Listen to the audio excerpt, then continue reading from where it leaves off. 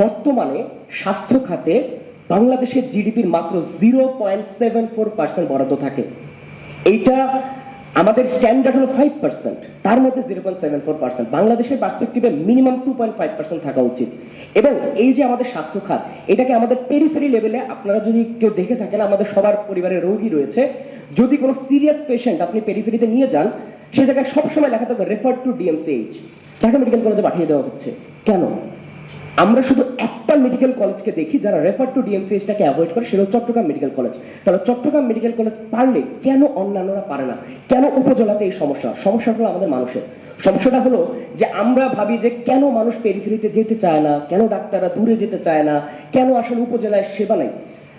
উপজেলায় একটা রোগী অলরেডি মৃত, তাকেও যদি হাসপাতালে আনার পর মৃত ঘোষণা করা হয়, ডাক্তার পুরুষ নাকি মহিলা জীবনে দেখা হয় না, তার উপর আঘাত পানা হয়, তারপর নিরাপত্তা নেই। একটা মিনিমাম লেভেল অফ যে নিরাপত্তা, সেটা উপজেলা পর্যায়ে দেওয়া হয় না। শুধু উপজেলা পর্যায়ে কেন, ঢাকা মেডিকেল কলেজে 31শে আগস্ট গত বছর 3 জন ডাক্তারের উপর হামলা এসেছে, এবং এটা বিইউবিটি, বাংলাদেশের একটা রেনাউন্ড প্রাইভেট ইউনিভার্সিটি, বিইউবিটি স্টুডেন্টরা ডাক্তারদের উপর হামলা করেছে।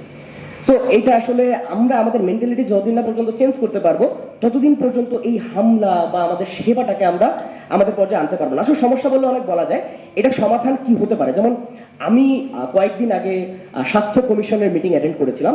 তো সেইখানে আমাদের কথা ছিল একটাই, যে আমরা এখানে কথা বলছি অনেক, কিন্তু কোনোটাই বাস্তবায়নের পর্যায়ে নিয়ে যাচ্ছে না। যেমন আমাদের ক্ষেত্রে বর্তমানে যে শিশুটা জন্ম নিচ্ছে, এই শিশুর হেলথ থেকে আমাদের শুরু করা উচিত।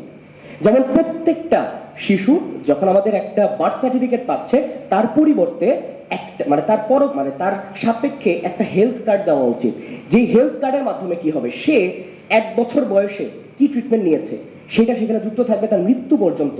প্রতি বছর সে কোথায় কি ট্রিটমেন্ট নিচ্ছে সেটা সে জায়গায় যুক্ত থাকবে। একটা ফ্যামিলি কার্ড দেওয়া উচিত, যে ফ্যামিলি কার্ডের সাপেক্ষে একটা দরিদ্র মানুষও সেই সেবাটা পাবে, যে সেবার মাধ্যমে আমরা নিশ্চিত করতে পারবো তার সুন্দর ভবিষ্যৎ।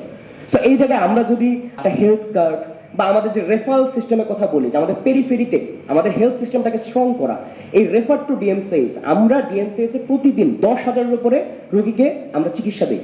আপনি যদি ঢাকা মেডিকেল কলেজের একটা ওয়ার্ড দিয়ে হেঁটে যান, আপনার মনে হবে যে আমি কোন দেশে বাস করছি। কিন্তু এই দেশ আগামী বছর মধ্যম আয়ের দেশে রূপান্তরিত হচ্ছে, এবং যখন মধ্যম আয়ের দেশে রূপান্তরিত হবে, আনএমপ্লয়মেন্ট দ্বিগুণ বেড়ে যাবে। আমাদের দেশের যে এইটা নিয়ে কেন আলোচনা হয় না আমি বুঝি না, যে আসলে আগামী বছর যে আমাদের জন্য একটা নতুন চ্যালেঞ্জ আসছে, সেটা আমরা মোকাবেলা করব কিভাবে। এবং সামনে আমাদের যে রাজনৈতিক বাস্তবতা, বর্তমানে অলরেডি ফেসবুক ভিত্তিক রাজনীতিতে গতকাল একটা